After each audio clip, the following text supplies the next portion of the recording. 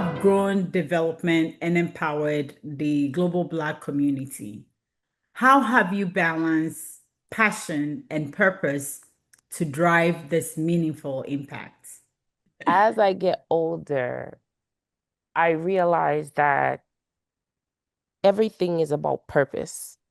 The passion is what leads you to the thing and gives you the capacity to bring it to fruition and sustain it for a period of time. But the passion, the purpose is what keeps you going and even when you're tired, even when things are rough, you're so connected to that purpose that even if the passion is not what it was, the purpose is what guides you. So I would say that it's the passion that leads you to the thing, gets you to bring it to fruition, sustains you. But if it doesn't meet purpose, it won't last. So it's really the purpose that's driving me at this point, and the purpose is what makes you, it's like a baby. It's not about you. It's the most selfless act.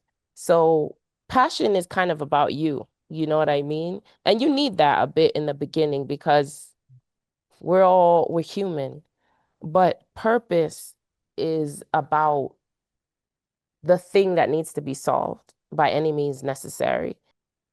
I think I'm most passionate about building curriculum, which is so weird, because that was never in the cards for me. But I'm really passionate about creating curriculum and programming and curating it um, to shift a person, right? And understanding the stages, how to shift a person.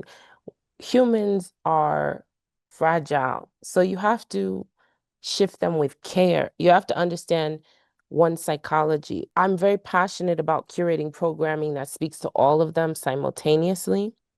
Um, that doesn't entertain them, but educates them and keeps them hungry. And how I think that can change the world is once you educate people, is it when you're educating people, because they stay. If they don't like it, they'll leave, Yeah. you know, they'll leave very quickly, like in the first 2 weeks. And we have a very high retention rate. So I'm changing the world by impacting people's minds. And as we start to see these young people grow, we're seeing the amazing things that they're doing. What's the biggest lesson you've learned as an entrepreneur? Oh, that you can never prepare enough for a meeting or a talk. And that's a tricky one. That's a dangerous one because I'm not saying don't prepare. I think there is a time, especially when you first start, where you should obsess. You should be crazy because you just started and you want to get everything right. But it's also on the extreme end, as you mature and grow, you realize that everything you need to say is already in you.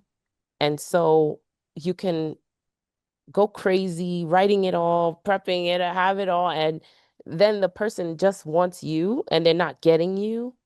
And so you don't get what you are seeking because they can't feel you.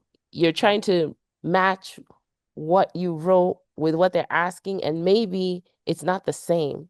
So trust yourself, pray. I want to be remembered as um an impactful woman who didn't sacrifice her family for success. That's very important to me. Um, that's something I strive for every single day as much as I can.